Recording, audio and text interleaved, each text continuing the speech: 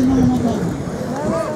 Ce risque de tension et de division est accru avec le projet de loi confortant les principes républicains promis par le président Macron depuis plus d'1 an pour lutter à l'époque contre les séparatismes et les terreaux du terrorisme. Il part du constat de carence de la République qui ont laissé prospérer des pratiques et des actes contraires à ses valeurs et à ses lois. Elles sont en effet à combattre sans faillir. L'application stricte de textes multiples en vigueur permet déjà d'agir efficacement. Ainsi, sans attendre cette loi, en affichage médiatique d'une réaction ferme, après les horribles attentats de Conflans et de Nice, le gouvernement a pu dissoudre les associations, fermer des lieux de culte et des établissements scolaires. On peut s'étonner qu'il ne l'ait pas fait plus tôt, révélant ici de graves défaillances de l'État. On aurait pu espérer des mesures positives pour y pallier, renforcer les contrôles des écoles privées, redéployer des services publics sur tous les territoires, lutter contre les discriminations et les injustices, renforcer les outils d'accompagnement social et pédagogique et soutenir les associations qui agissent au quotidien pour l'égalité des droits.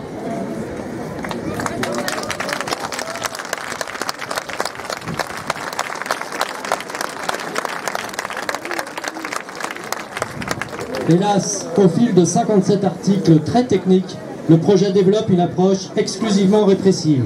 Une lecture restrictive de la laïcité qui s'apparente plus à une philosophie concordataire qu'à celle de la loi de 1905, en pointant l'islam, soumis à des contraintes spécifiques en dépit de prévenances formelles. Il confirme une volonté du pouvoir en place d'imposer sa vision de la République, avec là encore de nombreuses libertés fondamentales qui seraient atteintes. Les libertés d'association, d'expression et de culte, notamment.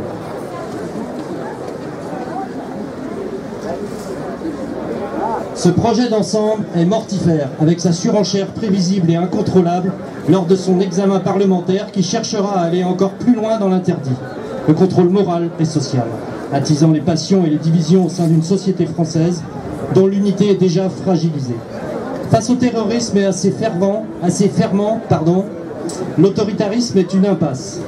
Notre démocratie, notre état de droit, nos libertés, la promotion partout de l'égalité réelle entre toutes et tous, quelles que soient nos origines et nos convictions, sont justement les forces que les ennemis de la République veulent atteindre. Ne leur cédons rien. Ne leur cédons rien. Paris, le 27 novembre.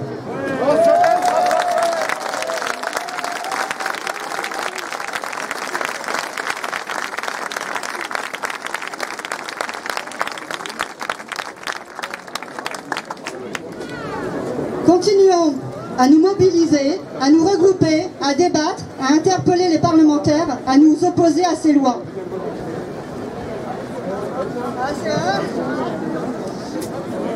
Symboliquement, ici et maintenant, que pouvons-nous faire? On va manifester, mais on peut reprendre notre arme dangereuse et redoutée. Sortons nos smartphones, brandissons-le bien haut, cet objet redoutable de défense de liberté. Prenons la photo de cette manifestation comme un engagement contre la loi sécurité globale.